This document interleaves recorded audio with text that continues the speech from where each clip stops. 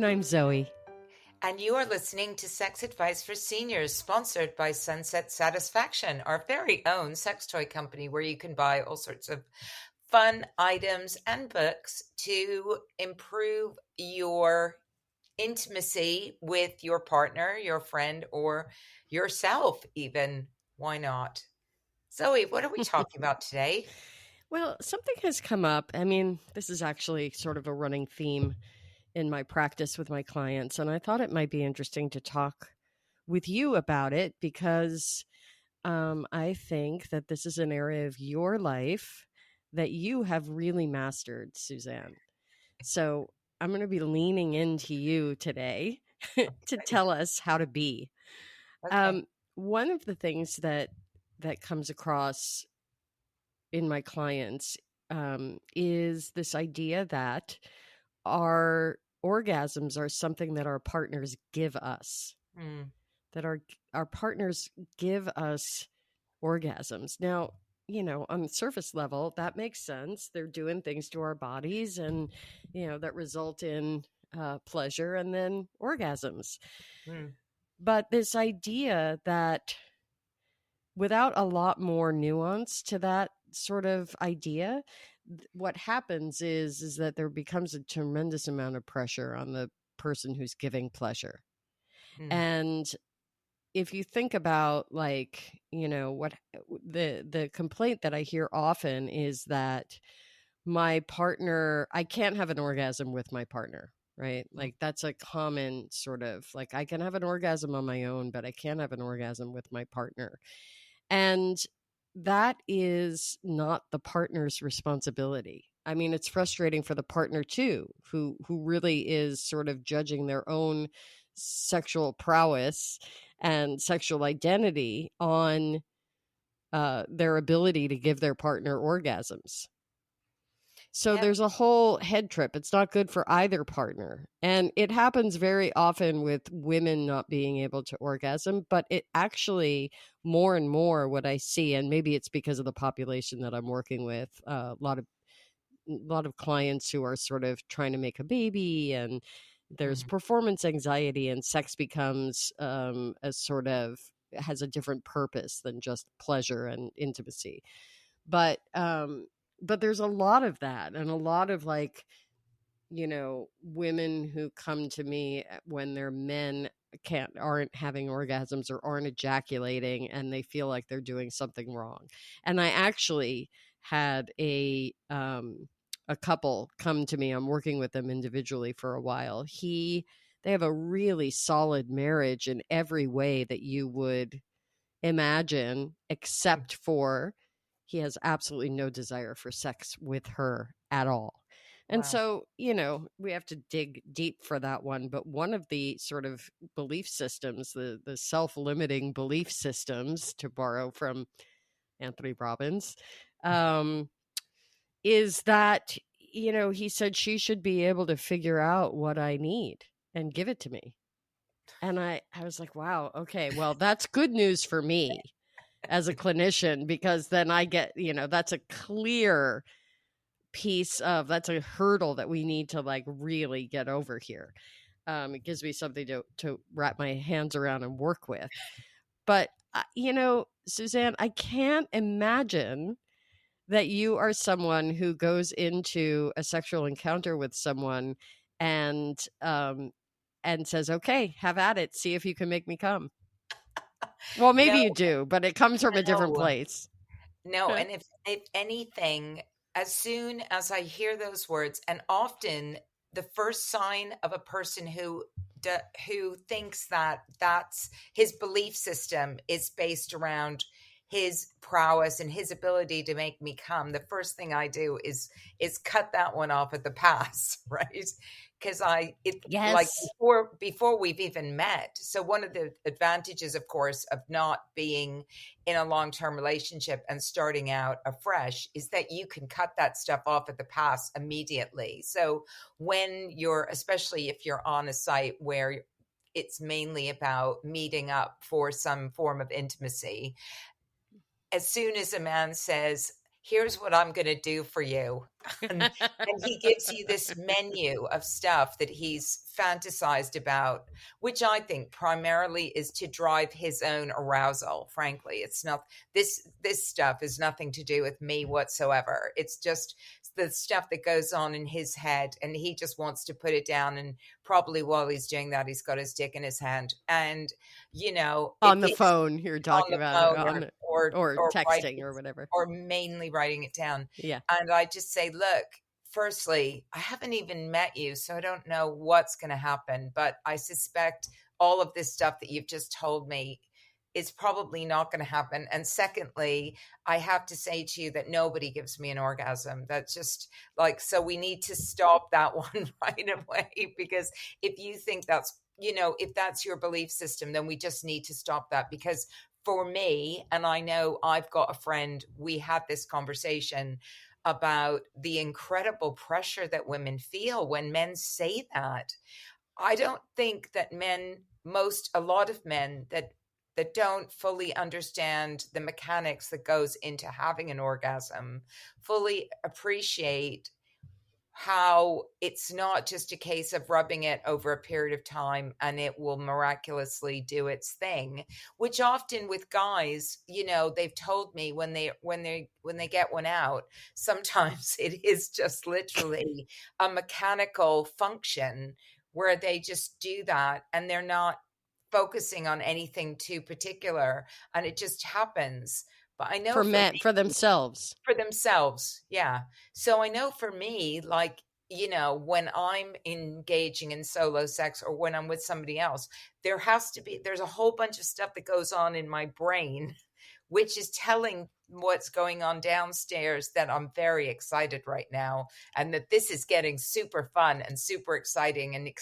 But they can do one thing and it goes like, oh, that's not good. Yeah. Yeah. And then all bets are off and I'm not coming. So that's the end of it. Plus, of course, you know, I'm not alone in that I need to feel a certain degree of comfort in the situation that I'm in. And if I'm not comfortable, then I'm not coming either. So, you know, I think there's there's so much that as soon as you hear those words, I want to make you come, baby, you think, oh no, I feel a lot of pressure now. And I didn't know whether I'm stressed at the moment. I wasn't even thinking about that stuff.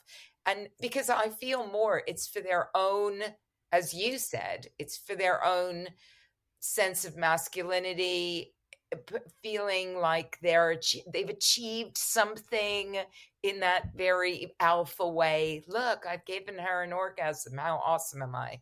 Yeah. Um, so it's always for me. It's not really.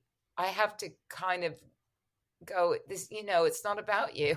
It's about Yeah. me W- allowing my body to have an orgasm, and whether I do or not doesn't mean I love or care for you any less or think you're any less hot than I did when we started all this. It's just that I just can't be asked today. Well, yes, of course. And it's okay for people with penises not to be able to have an Do that erection or either. have an Exactly. orgasm, or I mean it's not it doesn't we take things so personally. And truly, I feel for men because they are, for the most part, what we hear speaking is that what they've been taught That's through right. pornography mostly, That's or right. through cultural narratives, or Yeah. talking with the guys, although men talk about sex with to each other, um I think much less than we think they do. Yeah. Well, they Locker don't room. talk about the intimate. They don't talk about. They may go like, "Oh God, she was super hot," Yeah, and they're God, not sharing techniques like, dude, no. I had this woman and she showed me this trick and I just want to share it with you in service of women's pleasure. That's not the conversation that they're having, woefully. If only, right? If Yeah. only. Yeah. But Suzanne, like one of those things. So I'm inviting people here, listeners, if you are someone who is inclined to say, oh baby, I'm going to make you come. How about you switch that out to, oh, I really want to make you feel really good. I want you to feel so good when we're together. Yeah. And I have some ideas and I want to hear what you like, and Yeah. right? Yeah. Yeah. Like, Yeah. what do you like? Do you like it hard? Do you like it soft? Do you like a lot of tongue? Do you like a little tongue? Do you want a finger with the tongue? Do you want three fingers with the tongue? What do you like? Tell me everything. Yeah. Yeah. Let For me make sure. you feel good. But Yeah. I think, instead, it's like, a notch on the bedpost kind of and thing. And let's face it, I think as well for a lot of women, even though they might not verbalize their desire to make a man come, that because it's always expected, mainly again through pornography, that men do come, that when a guy doesn't come, then I know sometimes I felt like I didn't do my job. It's partly my job to make sure that, I'm doing all the right things as well. So I also need to hear sometimes, I've I'm not going to come today. like, and it's Yeah. okay. Like, it's okay. Yeah. It's also okay. And I think one of the things about the joy for me about being an older person is that because older men are typically not like repeaters, they can't repeat quickly after having an orgasm. So some men that I've been with, we may play around for hours on and off, go have some lunch, come back to bed, go and do this, come back to bed, do this, do that. So there's no goal in any of this. It's just, as you said, I just want to make you have, as much juicy fun as you can. That's it. Like, Yeah. not, Well, one thing is for sure that the harder you chase an orgasm, the less likely it is that you're going to have it. And that's for absolutely. that's for anybody, no matter what body parts you have, you Yeah, know. yeah, yeah, Um I love what you said about your brain and what's happening in your brain and the context that your brain sets for you, right? yeah, Um and I've heard it said that the brain is the biggest sex organ. yeah, And it's true to some extent. I mean, and when you look at it one way, and I often say, like, the work that I do is two parts. One is the way we think about sex, and one is the way we feel when we have sex. hmm, So when you how you think about sex is super important. yeah, And I think it would be so interesting if, when we meet somebody, to talk about, like, what is it that goes on in your head when you have hmm, sex? Like, what ideas about sex really turn you on? Of yeah. course, what are the potential pitfalls with that? You're Well, yeah, I mean, that they don't correlate, and that's with an what's actually happening. yeah, although, look, we all know that people fantasize during sex, often sometimes not about being with somebody completely different. Like, I don't know, how bad is that? I mean, I know that people often fantasize, and people have told me that sometimes they've been involved with their partner and talked about, oh, just imagine if there was another person in the room with us, and think about what that would be like. Ooh, and if it was another guy and he had his cock here and blah blah blah, and and you can just, and all of that stuff's going on in your head. There's not another person there. There's Right. nobody there, but Right. you're imagining in your head there might be a person there, and you're being encouraged to play out that scenario together, which removes the fear if there was somebody there, potentially. Yeah. And so you're both fantasizing about something that's not actually really happening. It's just it's Well, just it's just something that you're playing around with, role playing, having fun.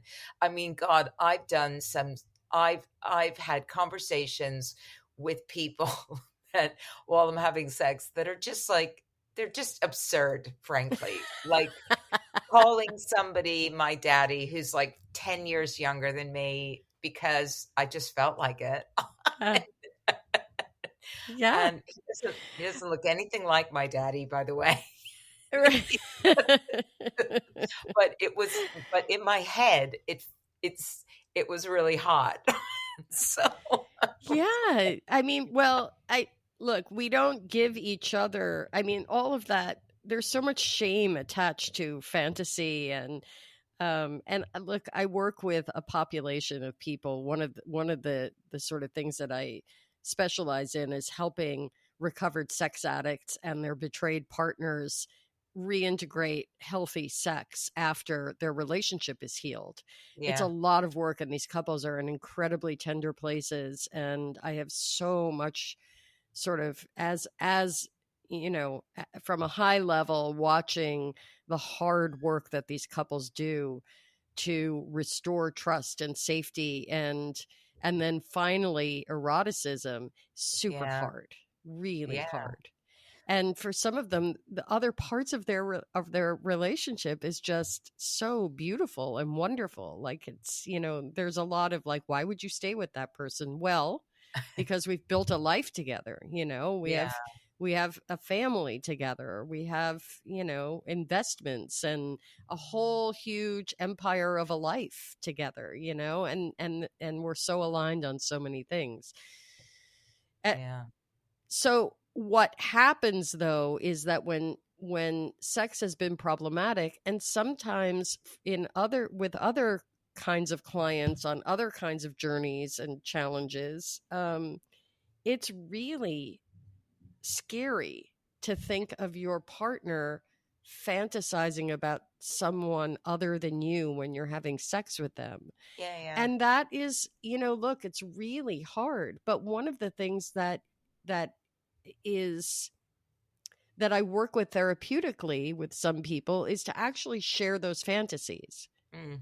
Like, the fantasy isn't so harmful if it's transparent and out in the open. And listen, maybe you don't share the fantasy that you're sleeping with somebody completely different than, maybe it's like you said, inviting someone in, or being in a, you know, being in a public place, or, you know, Yeah, all yeah, of that, that would be, you know, yeah, that yeah. wouldn't be threatening, that would be more inclusive in an invitation. But Yeah, that's an completely.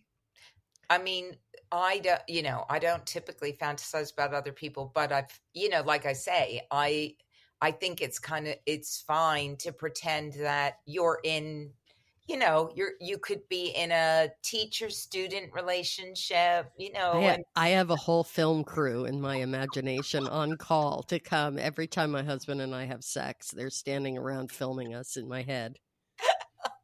well, that's so funny because a friend of mine once we were talking about what you think about when you masturbate, and I was like, mine's fairly predictable stuff about things that I mainly just things I've done actually that were just horny, and because some of the things I've done are a bit extreme and they were horny, and but she said to me, "Oh God," she said, "I've got a whole film." That I play out in my head. There's a soldier. He's on a horse. There's a war going on. I'm being. I'm. They're galloping across the country. I'm all the way on the other side. Like there's fires and storms and things. Loads of barriers put in his way and everything. And she's like, have you any idea how long this takes? She says it takes so long. This movie that I've created in my head. This movie, it's like a full length feature with the Feature director. film. It's like the director's cut. This goes on. It goes on forever. She's like, I can't even orgasm anymore because I just keep layering this with more and more complex storylines until the point where I'm so fucking bored myself of it. It's like, come on, get to me already. Like, you know, you've already crossed the country and you've saved numerous people. Like, it's time to get to me already. But yeah, she's Oh, like, that's I hilarious. I'm bored out of my skull with it. I'm so bored. So yeah, I try to make mine quick. Shorts. Little shorts. Yeah, just little shorts, really. try to get to the action as quickly as possible. But yeah, I mean, I think there's, there's different degrees of fantasy. And I think also that going back to the pressure that we put on others, there's, you know, there's things that you can say in bed that if you want, and that's the whole thing as well about fantasy, right? Is if you want to feel more, for me, if you want to take control, quote in loose quotes, of my orgasm, then the best way to participate more in that experience, and give you more sense of control, is just start laying out the fantasy for me. Because you want, the more you can get inside my head, the more you are going to actually seriously be able to not determine exactly when I orgasm, because that's still up to me. Yeah. But you are certainly going to lay the groundwork for that to all happen. Tell me, just get me aroused, get me thinking about stuff, like juice me up before we meet. Just tell me sexy things, like just tell me a bit of what you think you'd like to happen without going into too much detail, of course. And yeah, I mean, I had one person on the BDSM scene. God, he was so good at that. I mean, honestly, like as soon as he walked into the room, I was practically on my knees, because he was just really, really, really good at tweaking all those little buttons in my head. And Yeah. not everybody can do that. Well, how about if you're conversing with someone and you want to get in their head? What if you asked somebody early on, um, how do you like to feel when you have sex? Yeah, What if somebody asked you that, Suzanne, and someone said, like, how do you like to feel when you have sex? Could they then extract from that, from your answer, start to build on a fantasy and a context and sort of reach you that way? definitely. And I've often said to people, like, my thing is I'm really into the tease.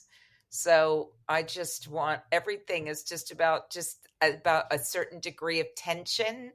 I Mhm. quite like a bit of tension. Like, I don't like the hard pounding thing.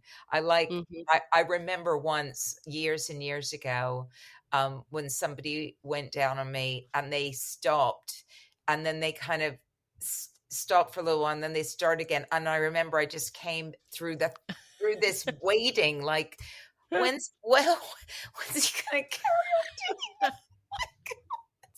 I was so good. And I was literally feeling this. And I'm sure he wasn't thinking any of that, but in my head, Yeah.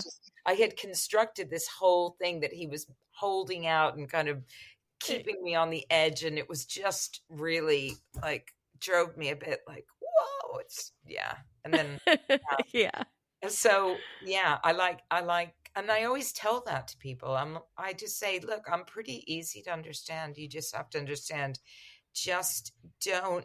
I want you to keep holding off a little and teasing Yeah. me, Yeah. and then I get really excited about that. And I have, yeah, that's my, in fact, when I think back to almost every more recent time that I've been with somebody, once they work out that little button, I'm very easy to please. Yeah. Easy.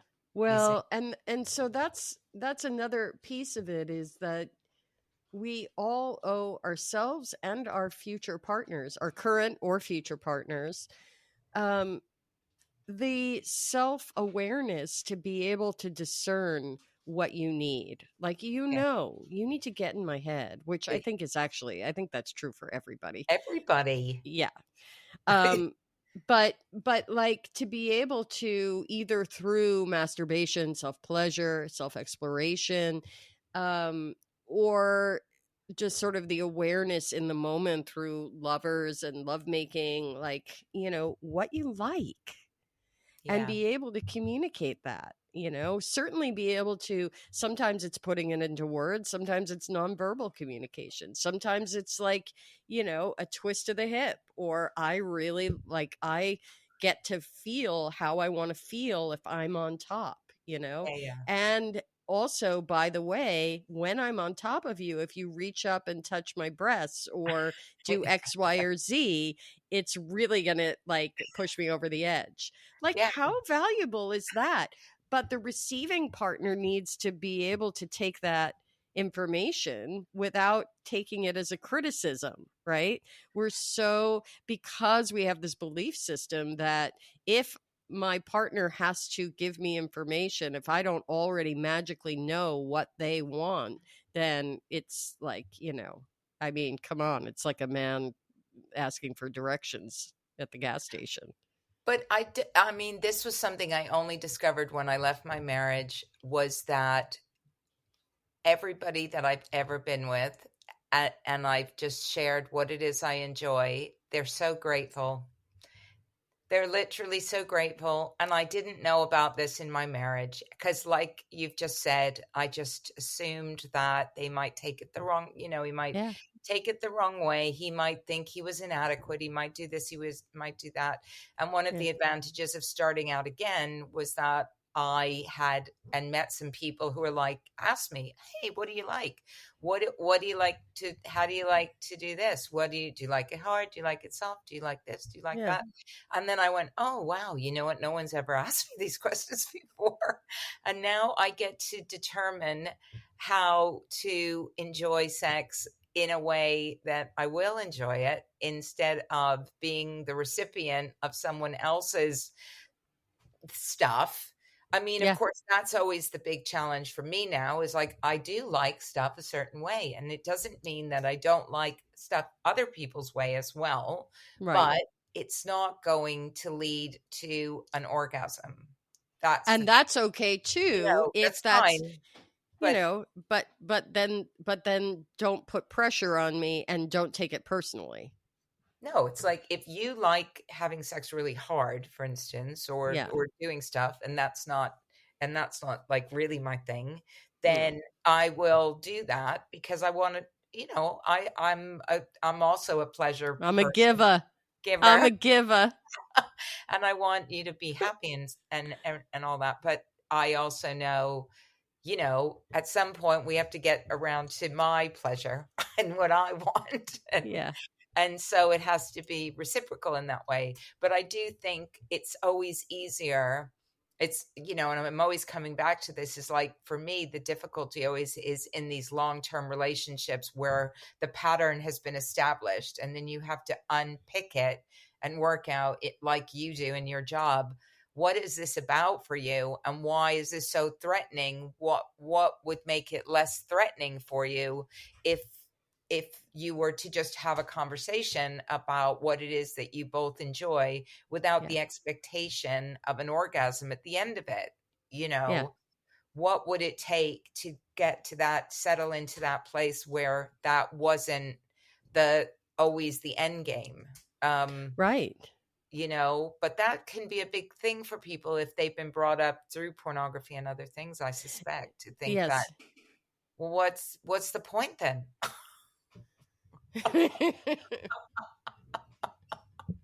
Right. That's right. So the takeaway from all of this, Mm. is stop thinking about, yourself. No. Yeah, stop thinking Well, about stop yeah, thinking about your partner's pleasure, your partner's orgasm and pleasure and experience having sex with you um as about you, as a measure of your worth. yeah, This isn't about how good a lover you can be. And it's not about technique. It's less about technique than it is about the dynamic, yeah, right? yeah, for sure. I mean, you need to know what you're doing, but also, I don't know. I always don't know how women, for instance, who don't masturbate and haven't and can express what they want when they don't know what they want themselves, or they haven't. we have to learn about our own bodies first to learn about I what call that we like. master your instrument. The chapter in my book is master your instrument. Yeah. And that's really what it is. It's like I'm walking around in this body, this pleasure machine. Yeah. How does it work? Exactly. So we have to know that to start with, and then we can share with others the things that we like. And Yeah.